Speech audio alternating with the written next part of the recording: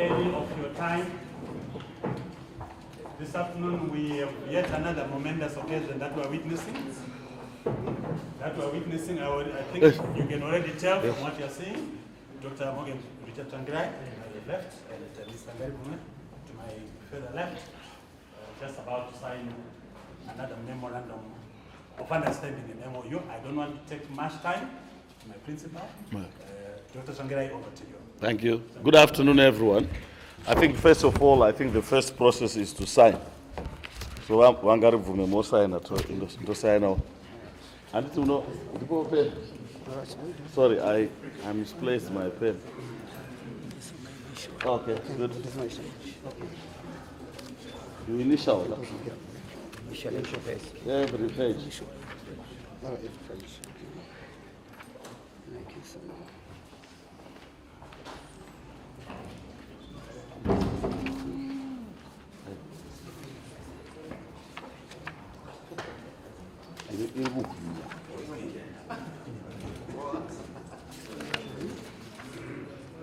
That's it again. Day 5th day of July.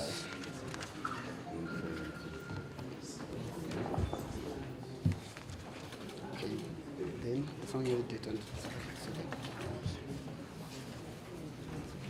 these are the initials. Okay.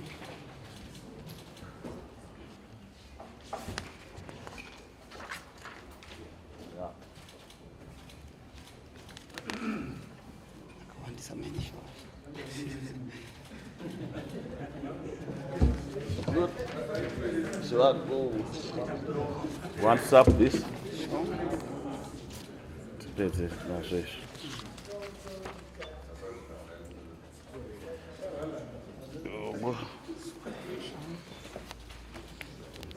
Thank you.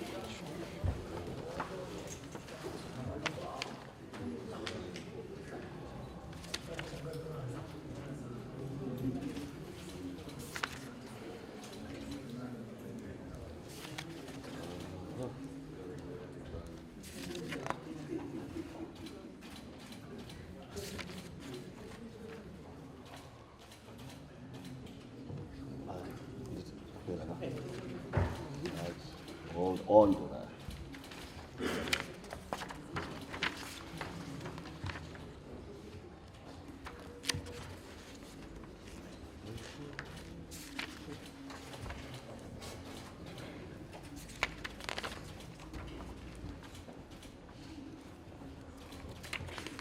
Good. Right.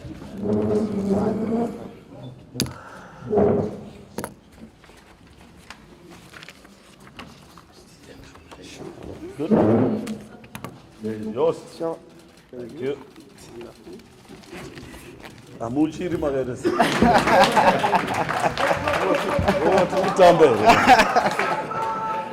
Yes. Thank you very much. Tsvangirai, thank you very much, President Ngaribume. Thank you. Ladies and gentlemen, members of the press corps, your President.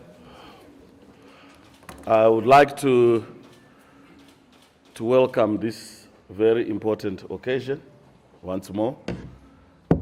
President Ngaribume of Transform Zimbabwe entering into an MOU with MDCT. As you are aware, it's part of our process of ensuring that we give momentum to the alliance building process. A lot has happened, a lot is happening with regards to this aspect, but we as MDC believe that we need to pursue it to its logical end, and part of that is to enter into these bilateral discussions and agreements before a multilateral alliance building agreement is then signed into. We are not preventing anyone. We believe that this is a process that is confidence building because you want to know the partner you are entering into rather than to have a broad 25-party multilateral discussions. And we are not closing the door to anyone. We will continue to pursue these bilateral discussions with other parties. For us, no party is bigger and no party is smaller, because we want to ensure that those who are opposed to the system and those who believe certainly that our collective effort will lead to a change that we deserve and demand, and what the nation is demanding, then it's necessary to give everyone due respect.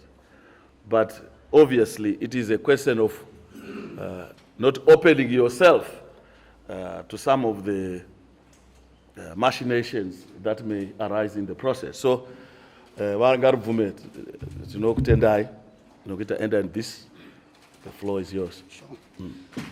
Thank you. Sure. Thank you very much, President Tsvangirai. As Transform Zimbabwe, we acknowledge the need for us to work together with other political players. And we believe that as the opposition, we need to work together to prepare for 2018. And we know that it is only when we are able to come together, to work together, that we can defeat ZANU-PF come election next year. We also believe that the MDCT is a very important partner as we approach 2018, because they are the main opposition party in the country, and we know any meaningful alliance would need to have the MDCT. And so we are quite happy that we are entering into this alliance, and we hope we'll continue to work together to build a formidable force that can win election next year. As Transform Zimbabwe, I would want to say we are of the opinion that a coalition is not necessarily the number of political parties who are able to bring together, but it is the sum total of the values we are able to bring on the table, so that the people of Zimbabwe can see a credible force and a formidable force that can win an election next year. So as we enter into this partnership, we believe absolutely that we need to make sure that it's a partnership of values, not necessarily of adding numbers onto the table. We believe as a political party there are basically 5 main values that we are bringing onto the table, which I would just want to outline as I finish my remarks. Firstly, we are a political party born out of a Christian movement. And so we are coming from the church, and the church at times has not been that active in our political engagements. And we believe that we can bring our Christian values and also a whole range of people that have supported us as a political movement. And then secondly, Transform Zimbabwe is spearheaded by young people. It's a movement for the young. I mean, you can tell from my age. If you are not good at guessing, I can tell you I'm 93. But it's a whole movement of young people that came together. And so we also believe that we can be quite active and important in galvanizing young people to vote, who are at this stage, we believe, are at least 60% of the voting population come next year. So we can be very useful as far as that is concerned. And then we also are a young and new political party which has got a leadership that has not been tainted with what has destroyed this country, the corruption and everything. So we believe that we can bring those onto the table in this discussion.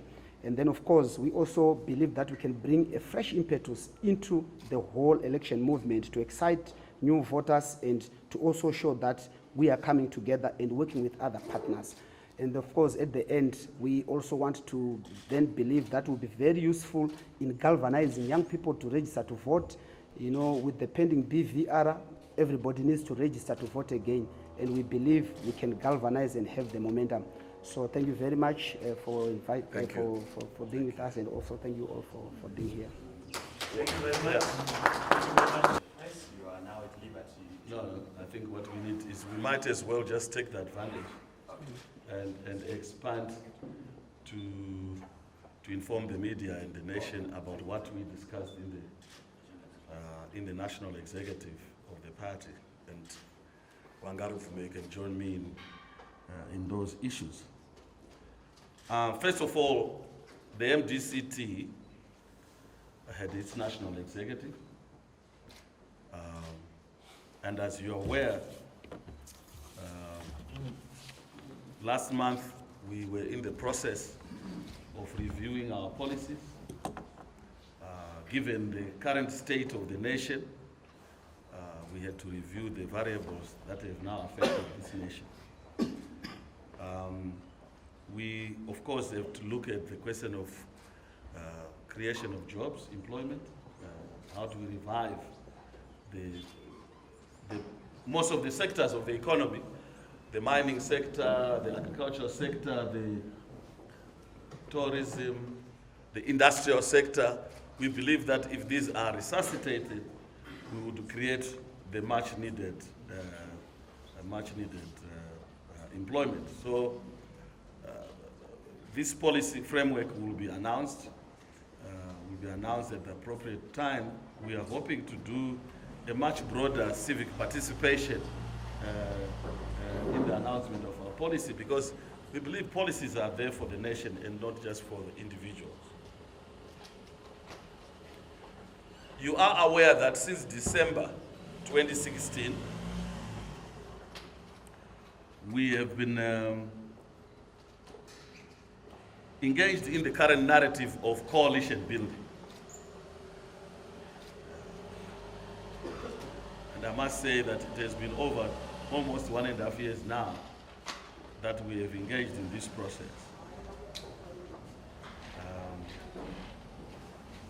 We believe that the coalition is important for pursuing a transformative agenda that will see this country transition from the nationalist phase to the democratic phase. Those discussions initially were engaged with Zimbabwe People First. As you know, Zimbabwe People First split into two, and Memorundum then formed the NPP. And we have been discussing these issues. We don't believe in negotiating in public or in the media. However, I must say that the executive got a full report on all the bilateral discussions, including the one that we are now signing. We've now signed. And we were able to review a number of things. Firstly, that all coalition discussions should end by end of this month. And that the party should now engage in organizational work, which is preparing for elections, continue with networking, building networks, the things that we have done differently this time around. And we believe that that will help galvanize the population. We are aware that we need to build networks beyond just the coalition discussions with political parties. And we have been embarking on this process for a very long time. We want to capture the 60%, what I would call the truants, those who see the crisis and that is affecting them, but who are doing nothing to contribute to that change. And we are saying that we need to work at that particular demographic group. That includes the young voters who are trying to normalize the abnormal. And the young voters think that selling airtime is normal. And we are saying, no, you have to define the future, and that you cannot outsource the future to other generations. And that's my appeal to the youth. And I think the executive was... So we are targeting end of July to end these bilateral discussions, and we are open to anyone who wants to discuss with us and others. Once this is then agreed, then we will have an alliance agreement, and we will be able then to have a strategy for elections. Because I think time is running out, and we need to sit down and say, how do we tackle the question of elections? The fourth area we discussed, of course, was the emerging national consensus around the legacy and the age of President Mugabe. Whether at the age of 94, this nation will be subjected to an election with a 94-year-old.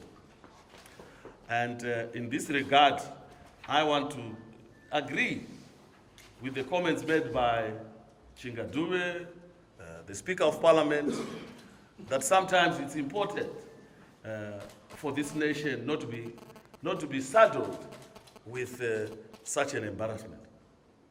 And I think that this is not personal.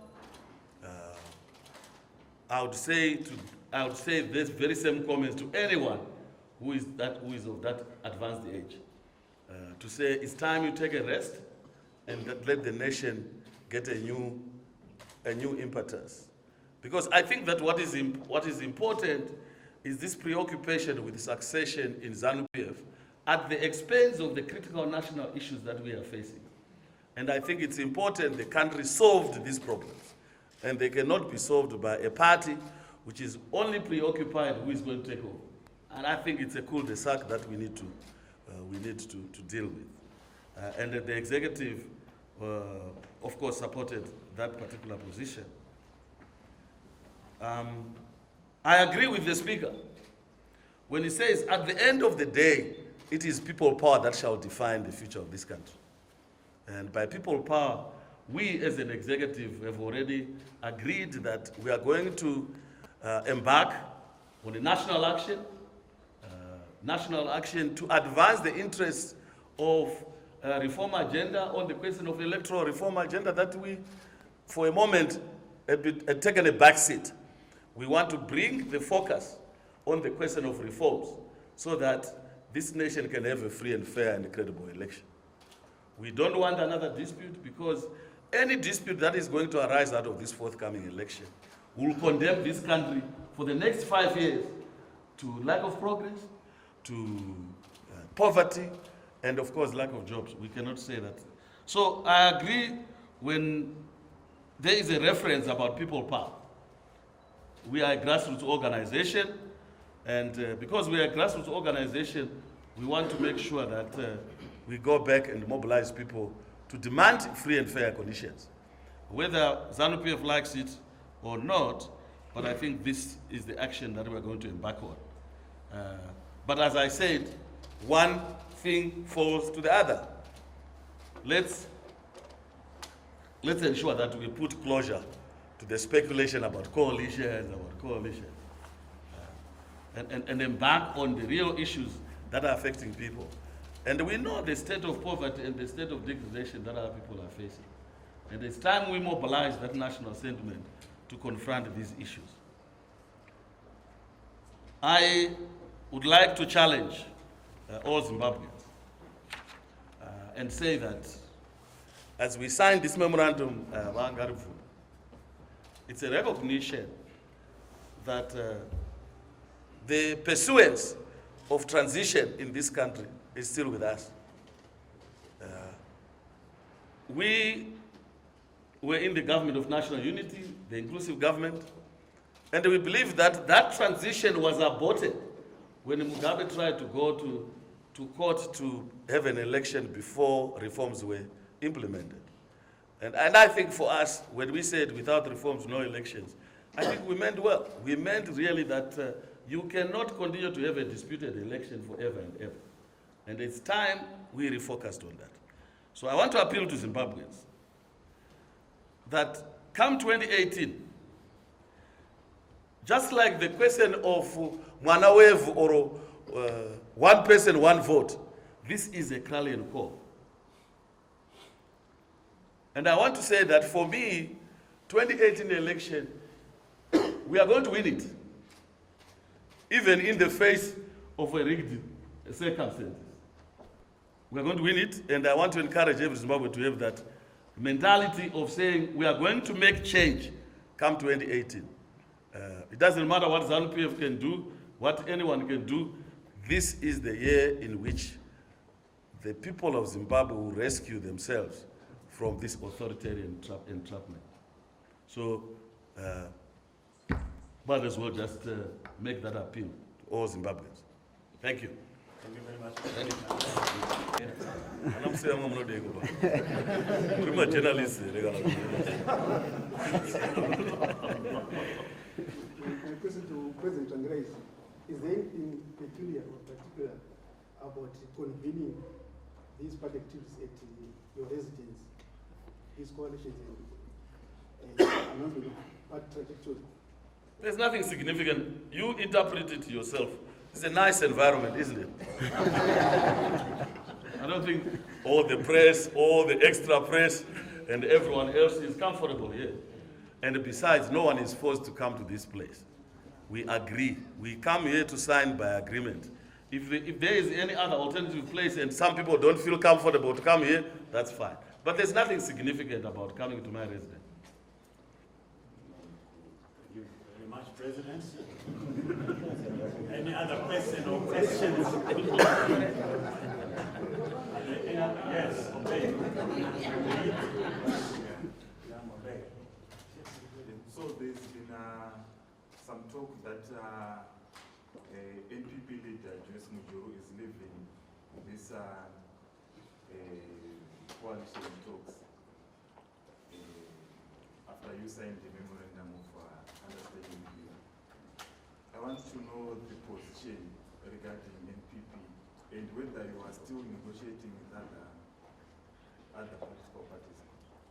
Well, we signed an NPP with us, an MOU, and that MOU has not been abandoned, as far as I know.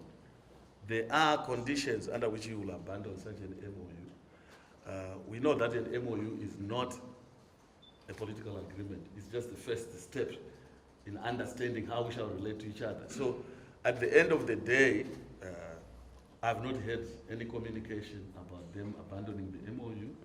So that's how I'll stick to that. Commit myself to observance of that MOU. Until such time, if parties agree to depart or part, that's another issue. And it will be announced as we move on. Are there some political parties which will be joining you in this? Oh yes, certainly. We are not, as I said, we are not closing the door to anyone who wants to partner with us in creating a viable, or what I would call, an alliance that is going to work with specific objective. And the strategic objective is, we have an election, it's an electoral pact, let's put all our resources and maximize all our energy to ensure that we have victory in the forthcoming election. So, no one has been closed. As I said, no party is bigger or smaller. Any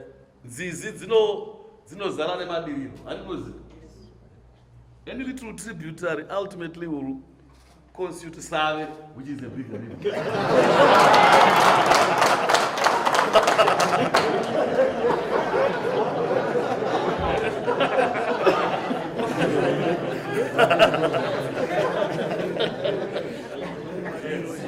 Frank.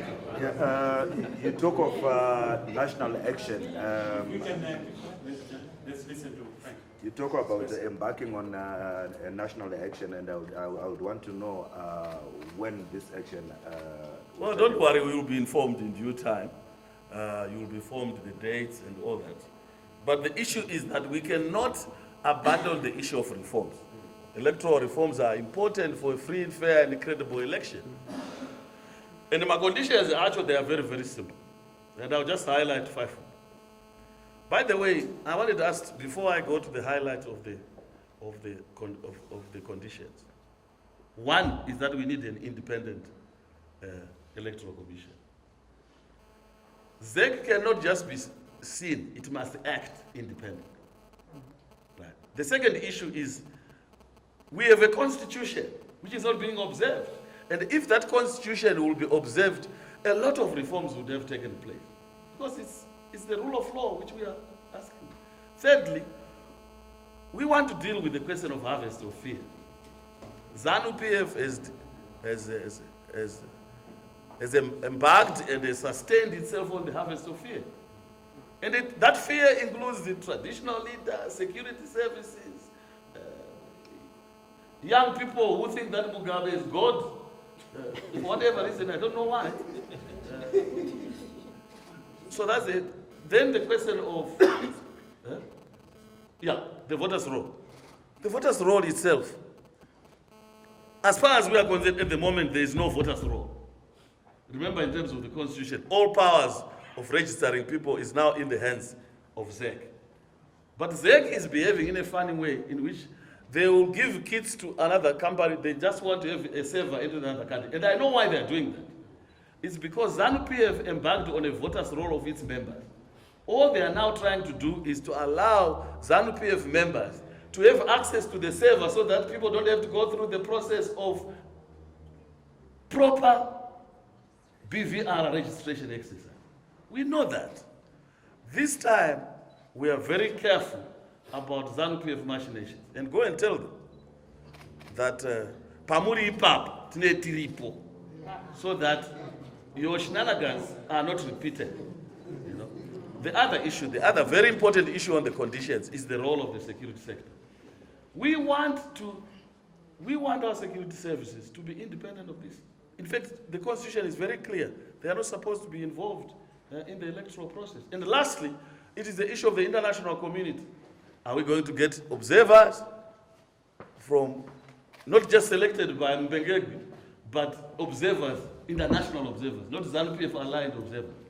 So those are the conditions. But I wanted us to talk about, just briefly, on the question of the alliance.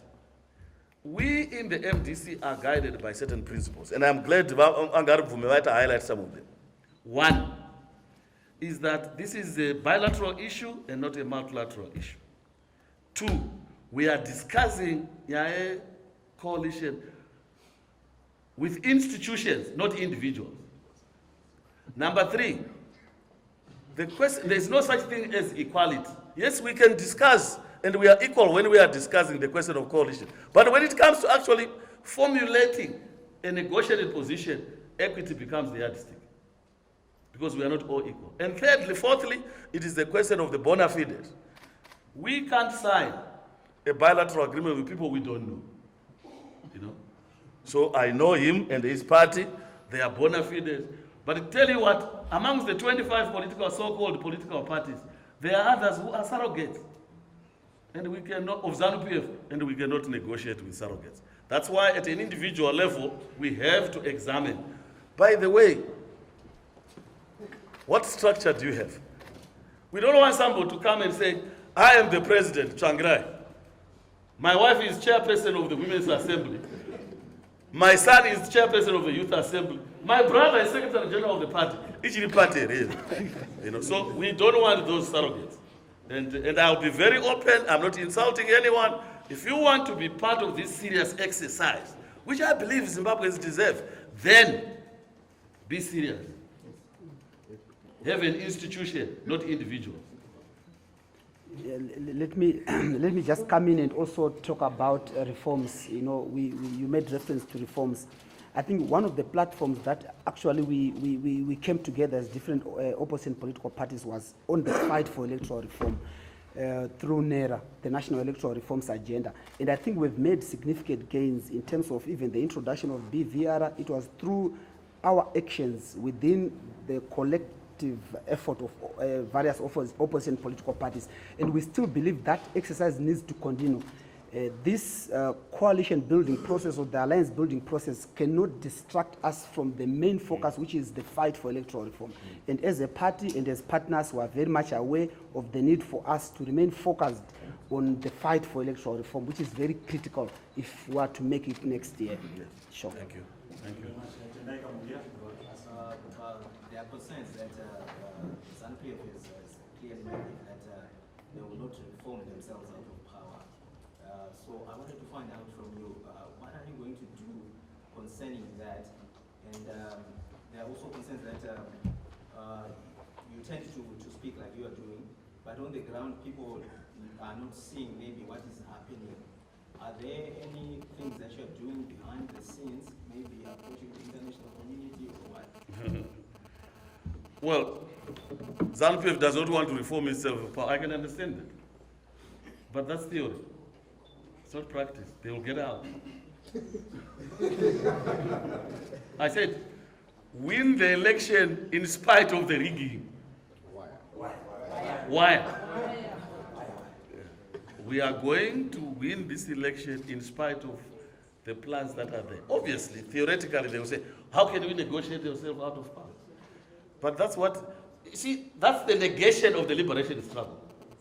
If people went out there to fight for one person, one vote, as the main theme to empower Zimbabweans, ZANU-PF over the last 37 years has denied Zimbabweans to vote, to put all efforts at preventing Zimbabweans from voting. So what was the purpose of people dying to get that vote? I've said to my executive that, you know, some of you were young, but I still remember very, very clearly as a young person, this outcry about Mwanawevu. It was not about distribution of farmland. It was about the inheritance of Zimbabwe. What Zimbabwe constitutes belongs to all Zimbabweans. That was the question of Mwanawevu. And these visions were not designed by Tsvangirai or anyone. They were there in the 50s. And why are we running away from those very noble visions? So, ZANU-PF, whether they like it or not, they have to respect the will of the people, because people are supreme. Unless they are saying, we will not observe that, we will not respect the people, and we will just... So why do we go to elections? Why don't we go just to a barrack and elect a president? No, we don't. Swear in a president and forget about the elections. Why don't we do that? But if you want legitimacy, you don't do that. You know? And this has been the crisis of this country, that the government which is there is suffering from one problem, which is the legitimacy issue. Then on the question of what is happening, obviously we can't tell you what we are doing. Even kwenda kumapostori unoda kuti kuzondwina mapostori. Even kwenda kunanga unoda kuti kuzondwina kunanga. So the question is, what we do is our strategy, and it's for us to make an evaluation whether it is working or not. It's not for public consumption. Our strategy is our strategy. Okay, next. Yes.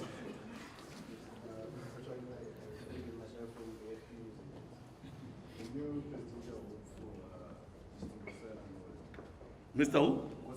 Yes. You said that you blamed the generality of the people of Zimbabwe for failing to defend the vote in 2008. Yes. The second question is, if you reach out to him to invite him to this discussions in that political parties? Well, I think he's right. In 2008, we won the election, but we did not have transfer of power. What would Zimbabweans have done? Defend their vote, yes, but defend over their vote over dead bodies. People must understand the circumstances. And that circumstances sometimes dictate behavior. And in 2008, there was overwhelming support for the opposition. And I don't think that anyone thought that there would be no transfer of power, but they underestimated the desire of Mugabe and ZANU-PF to cling on to power in spite of the vote. And I think circumstances have changed. The question of transfer of power is no longer, I think, a contestation, hopefully. But you know that it was the military which intervened. None of you here can tell me that you can withstand a gun. So it was not out of cowardice, it was just the circumstances. This time, we are saying we are going to defend, we are not only are we going to vote, we are going to defend our vote. How we are going to do it, it's not for public consumption. But everyone must understand that not only are we going to vote, but we are going to defend our vote. Yes. Let me also, have I reached out to Presidential hopeful Ngosana?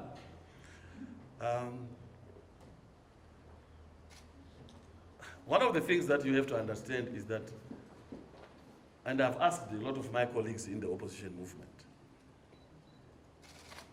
when you form a party, you must ask yourself, where am I going to get the people? Because at the end of the day, it's the people who decide whether you're a successful politician or not. In this case, there's just one question you have to ask my colleague Ngosana. Do you know where Mbire is? Well, Mbire may be in the rural areas, but you know where Tafara is? If you can answer that question, then I think we're on the same wavelength. Okay, next. Any further questions? No, I think. Thank you. I think you're all satisfied. Thank you.